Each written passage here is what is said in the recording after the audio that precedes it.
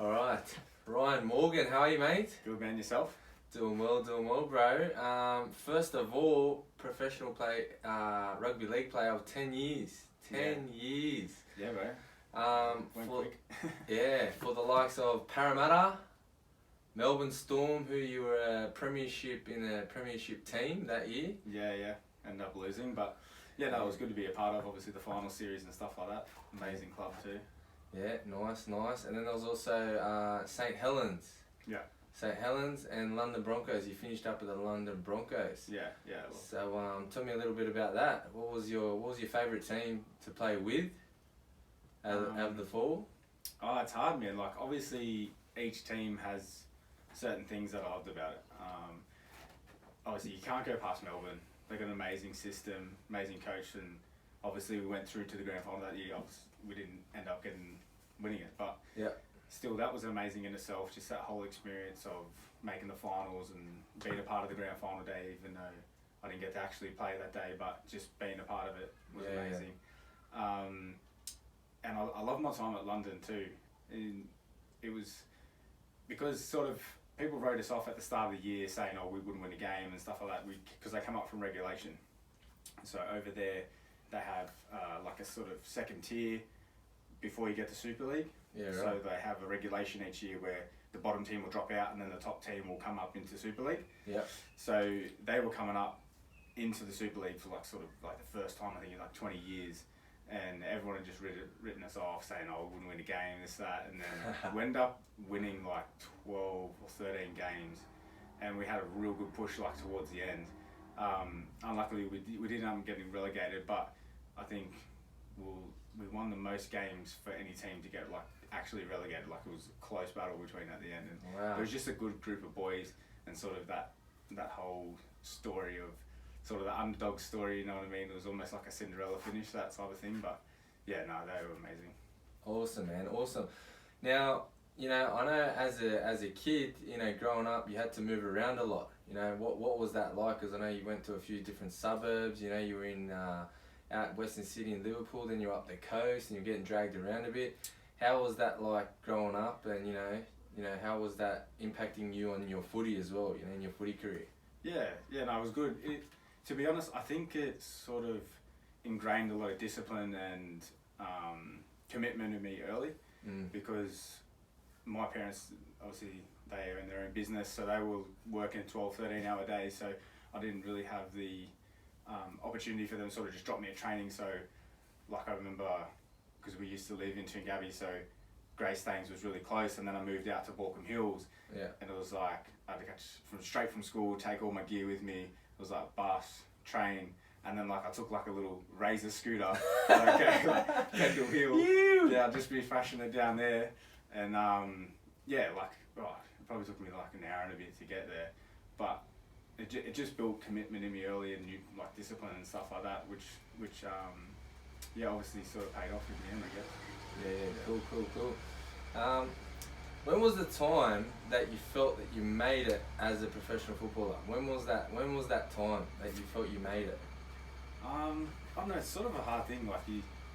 Obviously you come into it and you're a young kid, or in my situation, I was a young kid, and you sort of get new grips and you're sort of learning how it all works, and you never sort of really have that one moment where you're I'm a first grade football player now, even though you're playing grade. But I think it was probably my second or third year when I was sort of stringing good back-to-back decent games together, because my first year I was a bit sort of up and down. One week I'd have a good game, then the other week I wasn't so great. Inconsistent. Yeah, a bit inconsistent. And then once I started hitting that consistently, good performances week in, week out, is probably when I sort of was I'm a first grade player now. And yeah, that was nice, man. Nice.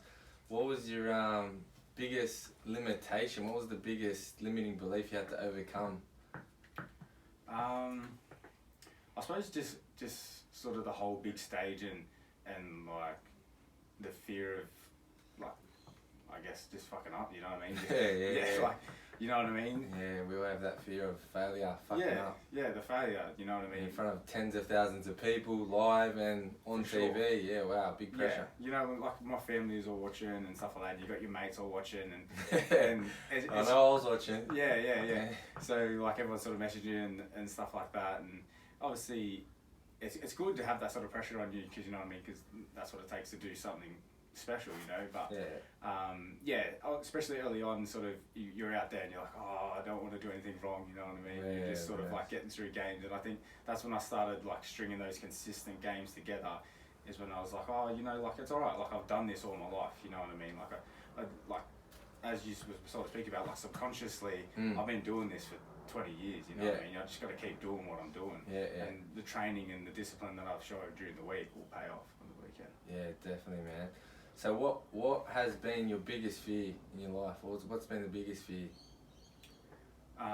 Even today, what's like, you know, in your whole life, what's the biggest fear? Probably coronavirus? Yeah. No, stuff the coronavirus. That's all good. No, I don't know. Probably just not living up to what like I think I can do. You know what I mean? Not trying my best. Yeah. Just sort of like just going with the flow and just settling. You know what I mean? That's something that I've never wanted to do. I've always wanted to push myself. I've always wanted to challenge myself, and I think being that person that's sort of just a settler and just like, oh yeah, I'll just do week in, week out, is just something that I've never wanted to do, and that's probably one of the fears that motivate me to be try and do mediocre. something exceptional every day. So you'd say like a fear of yours is being mediocre, just living that mediocre life. Yeah, and like not that there's anything wrong with that or anything like that, but it's such a big world out there. We have so much opportunity these days, and it's just a bit of a spoil to go out and waste it, you know what I mean? Not see the world and see so much potential. Yeah, all the things that are out there. Ask David Goggins about mediocre. He'll tell you. What a book, man.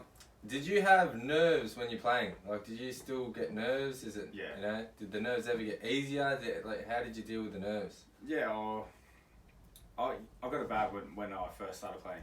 You know what I mean? You get that anxiety going to the game. You're like, oh, like what could happen tonight? Is it like going to the game the night before, during the week? Well, it's sort of right up into it. You know what I mean? Especially like sitting in the sheds, like just sort of wait for it to start. You're like, come on, let's just get out there. Let's get out there. You know, you got this nervous energy. Yeah. And I suppose like I used to get a bit of anxiety about it as well. You know what I mean? And I think sort of what got me through it is just knowing that, hey, like these 2 hours or whatever that we're going to be playing for, it's going to happen whether I like it or not, you know what I mean? And at the end of this, I'm going to be sitting at home in my bed. So, like, I may as well go out and just give it a red hot crack. Yeah, so that's the mindset. Yeah. Go for it. 100%.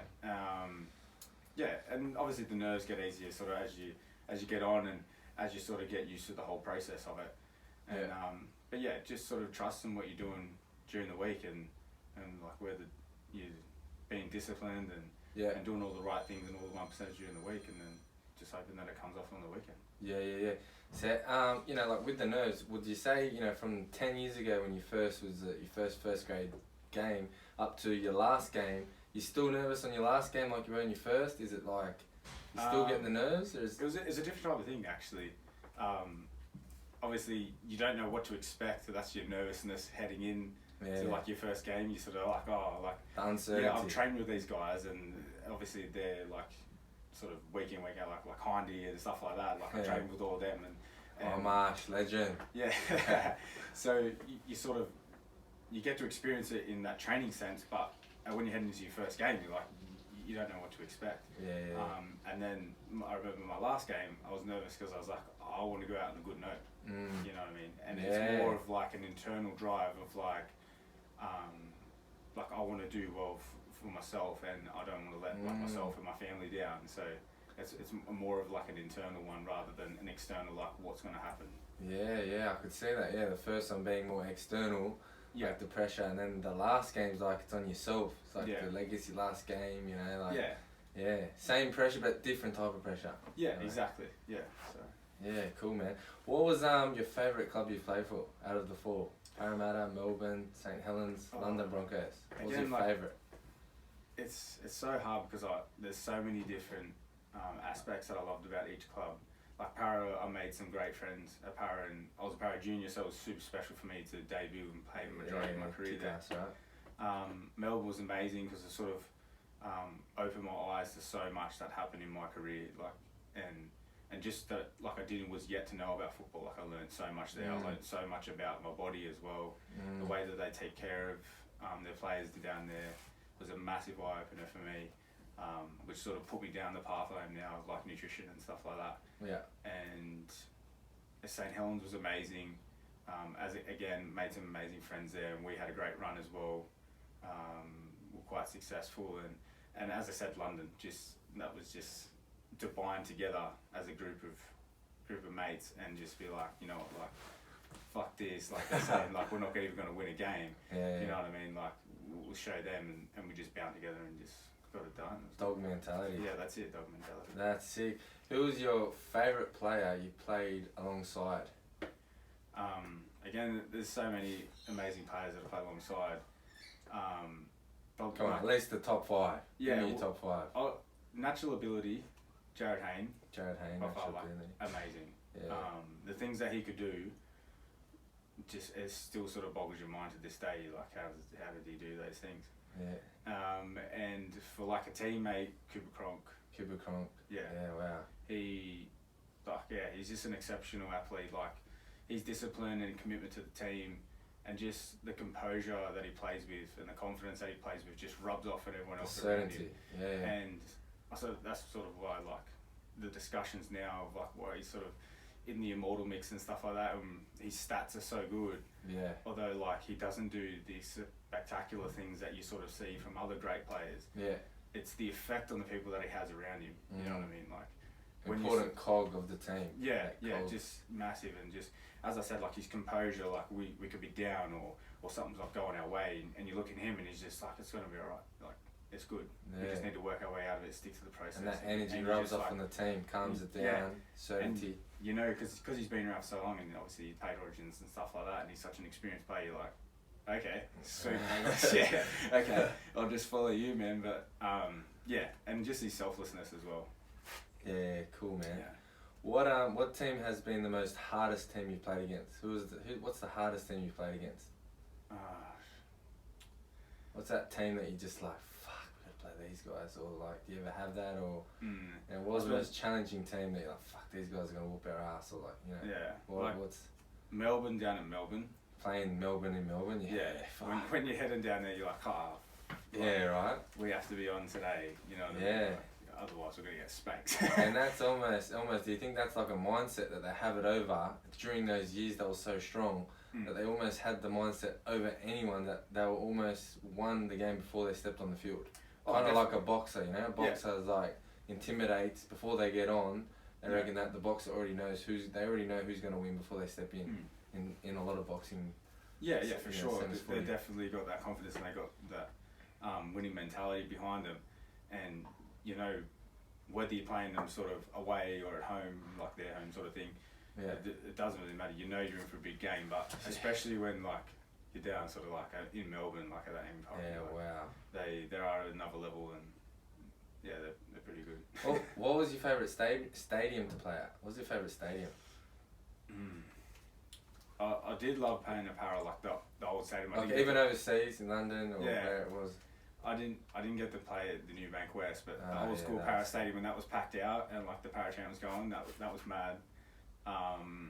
There's so many, like, it's more of like the actual game. Like, I remember my first debut, played in Eden Park, amazing. There was like 40,000 people because it was like a sort of one-off event. That was crazy. An awesome stadium player. We also played there for the Nines Grand Final where we played the Warriors. That was crazy. You won the Nines, didn't you? Yeah. Won the Nines. Kick ass. I think it was 2016.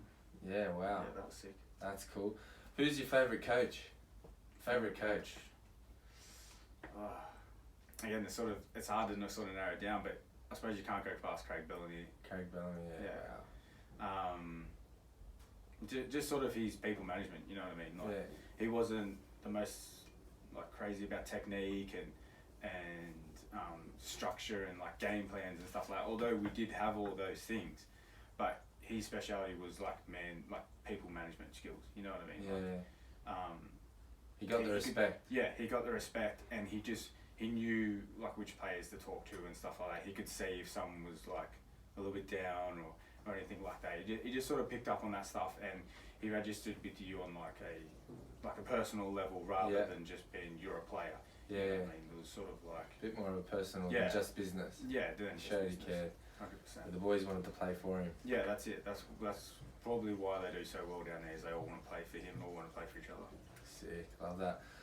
What's your most empowering thoughts and beliefs that motivate you? How do you stay motivated? What are your daily thoughts, during football as a professional football player? What motivates you? What's your why? Yeah, I think it's sort of come back to what we were talking about before with like the fear aspect of just settling and sort of being that sort of mediocre. Is I've always wanted to push myself, and I've always wanted to, it's that thing where I just don't want to let myself down. So if it came to doing things during the week or getting up and getting the training and eating the right food and stuff like that and making sure I'm taking care of my body or anything like that, I just didn't want to let myself down in that aspect. So I just always wanted to just sort of give 100% for myself, and that's what motivates me. Nice, man, nice. Rona, you were known for your great defence. Not many people could get past you. Who was the most difficult and most challenging player, to play against? Like, who was the most fastest? Who when you were trying to defend against them, were you like, fuck, really? I'm going to defend against this guy? Most intimidating? Greg Inglis, yeah. Why? What? Like, obviously there's obvious reasons, but what was your biggest one? First thing you just got to look it's like massive. What a fan, the fan. Yeah, bro. That left hand, that right hand, freaking hell. Yeah, wow. Yeah, I remember it was like my third game, and shit, I had to mark up ever. against him. Third game ever. Wow. Third game ever. And that edge was like Dave Taylor, John Sutton, Greg Inglis, and I think it was Talanoa. It was like the biggest edge you've ever seen. Wow. And they just ran rampant, man. I was just like, are you kidding me? Shit. Like, it was just, and he was like, welcome to first grade, baby. Peaking them too, like he was. Yeah, big legs. And that was just crazy, man. Like I've just never, you just don't experience like such a like you just like grabbing hold of him. You just feel like you're like a little boy. yeah. So what goes through your head when you have to tackle him? Like what, like? Oh, you just got to give it everything. Like, because if you go in half-hearted or not 100% committed, he's just going to shrug you off. And like even if you give it everything, he's probably still going to shrug you off. But just knowing that if I don't make that tackle or put in that 100% commitment, I'm probably going to let my teammates down. You know what I mean? And it's that standing behind the goal line, sort of after you've let in a try or possibly been an influence in a try. Just standing behind the ball line and looking around at your teammates, you're like, oh man, fuck. Sorry man, like that's what sort of motivated me and to make sure that like if I'm going to go into a tackle or anything like that or make decisions, it's got to be 100% committed. Yeah. Because I don't want to let my teammates down. Love that, man. Love that. What's the biggest difference between Super League over there and NRL here in Australia? What's the biggest difference? Like, is it faster? Is it like what makes it? What's the biggest difference? Yeah, I think it probably is a little bit faster, to be honest. There's not as much focus on the ruck and sort of wrestle as what there is in NRL. Yeah. Like they really dissect that in NRL. We spend a lot of time controlling that ruck speed, whereas in the Super League, it's not as talked about. You know what I mean? It's not as practiced as what it is in the NRL. So it is a bit faster. It is a bit more attacking because although it's like obviously colder and it's got a reputation being wet over there, it's played during the summer months. And so the sun doesn't set till like 10 o'clock as well. So you could be playing like at 8 o'clock night, like what's meant to be a night game, and it's still sunny. You know what I mean? So it's pretty dry most of the year. So it actually frees up a lot of attacking footy. Whereas in the NRL, like if you go to night game, even if it's dry, you still sort of got that dewy, like still slipperiness. So it's more about like that ball control, possession, like kicking long. Not giving the team like opportunity on your line. Whereas Super League is just sometimes just throw it around, see what happens. Wow. Okay. Now, Ronnie, you were in the papers back in 2013 for known as the most disciplined football player. Tell us about that. How were you the most disciplined? How did you get there? I don't know if I'm most I remember seeing you in the papers, right? Yeah, most disciplined. Papers always 100% correct. You definitely believe it. Yeah, exactly. No, obviously I don't know. I probably wasn't, but like, it sort of just come back to making sure that I wasn't letting myself down, and I was always real disciplined with my nutrition, and that's sort of what it was about. I've seen in there, it said he hasn't had Macca's for 5 years or something like that. Yeah, it was just sort of a commitment that I made to myself, and I feel like for the external factors, especially like in rugby league and stuff like that, you can't control those external factors. You know, I mean, you can't step out in the field and make sure the plays that you run work, or you can't sort of determine what they're going to do. But I feel like with your training and nutrition, that was something that you could control. You know what I mean? So I could control those variables day in, day out, and make sure that they were on point. You didn't sneak in a quick cheeseburger here and there? No. Quick cheesy? No, not quick cheesy. A few cheat meals here and there, but... Yeah. Nice. So what's your advice on how to stay so disciplined? What's your advice, to be disciplined? What's your biggest advice how to stay disciplined? I think it just comes back to your why. You know what I mean? Like, if there's a strong enough why, and you want it bad enough, you'll go do it. Yeah. You know what I mean? It's got to be very internal driven. There's no sort of real, that I can think of that's like real external drive where you're going to stay real disciplined. It has to be something where people aren't watching, you want to do the right thing. Interesting, yeah. You know what I mean? Cool. I think that's where it sort of comes back to. That's where you find where you're truly disciplined, is when you're doing the right thing when people aren't watching, and it's sort of, there's no real immediate benefit for you at that time. Yeah, so, that's where it's hard, right? Yeah, as it comes back, it just comes back to the why. Like, if you have a strong enough why of why you want to do something, then you'll do it. Cool, man. What's your most memorable moment out of the 10 years? What's your favourite part of playing rugby league? What's been your most memorable moment? That's tough, man. Obviously, you have to look at my debut. Yeah. That was amazing. To debut at Eden Park in front of like 40,000 people, and we got the win. So that was amazing. Winning the Nines grand final was special, especially with the boys that we had there. Like, we're all a pretty tight knit group of boys as well. So that whole tour was that was sick. And I think probably, obviously through the Melbourne, through the finals period and stuff like that, and London as well. Like, did you end up getting a ring from Melbourne? Premiership ring? No, you didn't get a ring? No, we didn't win. Oh, that's right. Shit. Yeah. Thanks for rubbing that in. Yeah. I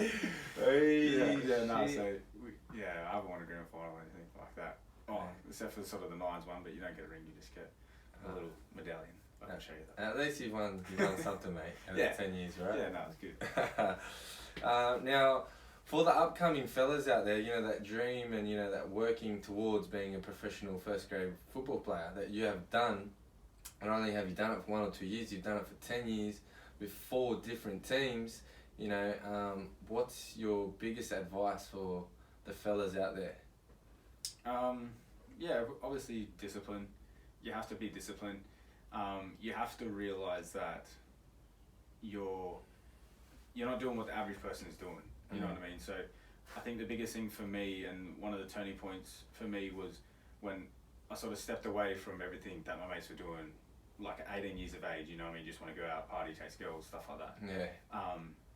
And that's something that I had to step away from. Alright, I did it for you. Yeah. I picked up the slack for you. Yeah. Ring me during this time.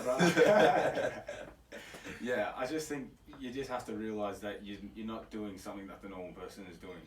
So you have to you can't do what everyone else is doing. Yeah. So if they're going out partying Friday, Saturday night, hey, maybe man, like, Yeah. Like if you want to go with them, you probably can't drink. So you have to sacrifice. Yeah, for your sacrifice. drink, right? 100%. That's it. Yeah. So, you know what I mean. You got to do Sunday sessions and stuff like that, and you can't show up like hungover or give up who you are to who you want to become. Exactly. Right. Exactly. So there's no way that this person that you are right now, and you want to move to this person up here. Yeah. You can't just do that by like what everyone else is doing. Yeah. You know what I mean? You need to make that sacrifice, and you need to stay disciplined and just realise that, you're not doing what the everyday normal person wants to do. You have to do something a bit more out of the changing that identity. Changing that identity. Yeah. We'll finish up on what is your favourite quote you live by? Oh, hey, off the cuff. Yeah, that was a surprise. That one. I don't know, man. There's obviously words witness the fitness. Witness the fitness. Let's go. No, I don't know. Just probably perseverance. Perseverance. That's something that always has resonated with me, and I just think if you have that perseverance and you don't want to quit on something, you'll never fail. You know what I mean? Because failure is when you decide to quit. Oh, I love that, man. So I just think if you want it bad enough, just stick with it. You know what I mean? And just keep going after it, keep giving your best, and if you stay disciplined and your why strong enough, you never have a reason to quit, and you'll never have a reason to fail. Love that, man. Well, thank you, Rhino, and see you on the next one. Thanks, bro. See you, bro. How good was that? Hectic, eh?